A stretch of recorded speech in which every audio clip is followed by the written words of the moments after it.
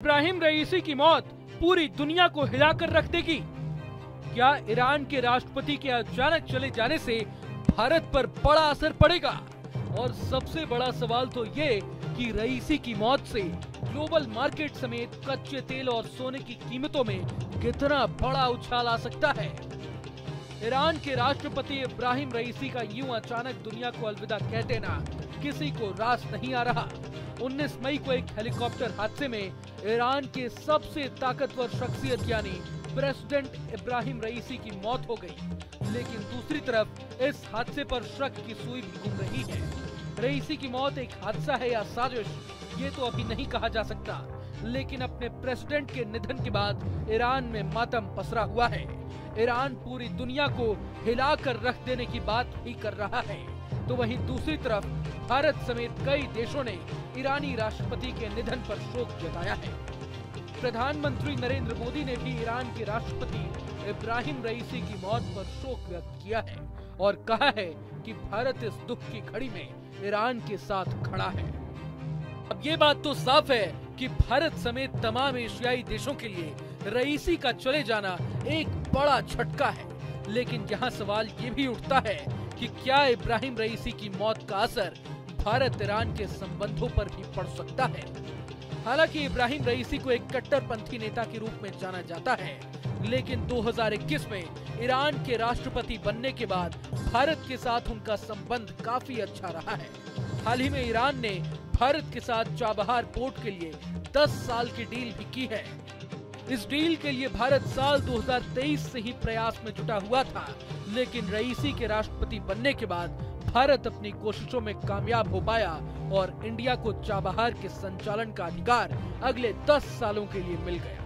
Chabahar के लिए हुए इस समझौते को भारत का चीन के बेल्ट एंड रोड इनिशिएटिव यानी BRI का जवाब भी माना जा रहा है। लेकिन असल में इस करार की अहमियत इसलिए बढ़ जाती है क्योंकि अमेरिका की नाराजगी के बावजूद भारत ने ईरान के साथ इस डील को जारी रखा है।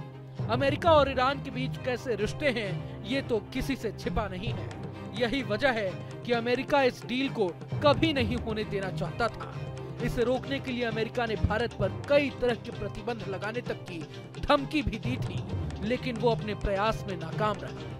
यहाँ गौर करने वाली बात यह है कि भारत ईरान संबंधों को और मजबूती देने के लिए रईसी अगले महीने भारत भी आने वाले थे, लेकिन भारत दौरे से पहले ही उनकी मौत हो गई। रईसी के बाद अब दोनों देशों के बीच संबंध किस दिशा में जाएंगे ये देखने वाली बात होगी। अभी तक तो हमने ईरान और भारत के संबंधों की बात की, लेकिन अब ये भी जान लेते हैं कि रईसी की मौत वैश्विक बाजार को कैसे हिलाकर रख देगी।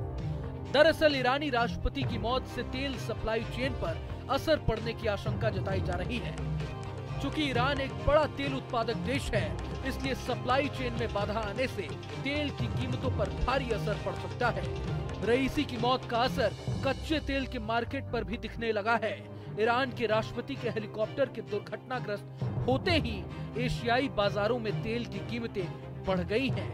वैश्विक बाजार में ब्रेंट क्रूड भी $83.77 प्रति बैरल के भाव पर कारोबार करता दिख रहा है। यही नहीं, रईसी की मौत सोने जैसी सुरक्षित धातुओं की कीमतों पर भी असर डाल सकती है। ईरानी राष्ट्रपति की मौत के बाद सोना अपने ऑल टाइम हाई पर पहुंच गया है। ईरान में स्थिरता आने तक सोने की कीमतें बढ़ने की आशंका है। ईरानी राष्ट्रपति की मौत का असर शेयर बाजार पर भी दिख सकता है। रईसी की मौत से ईरान की राजनीति में आई अस्थिरता और आर्थिक नीतियों को लेकर असमंजस की स्थिति का असर स्टॉक मार्केट पर देखने को मिल सकता है। अगर आपको ये वीडियो पसंद आए तो लाइक करें और चैनल को सब्सक्राइब करें। वहीं तमाम बड़ी खबरों के लिए देखते रहें न्यूज़।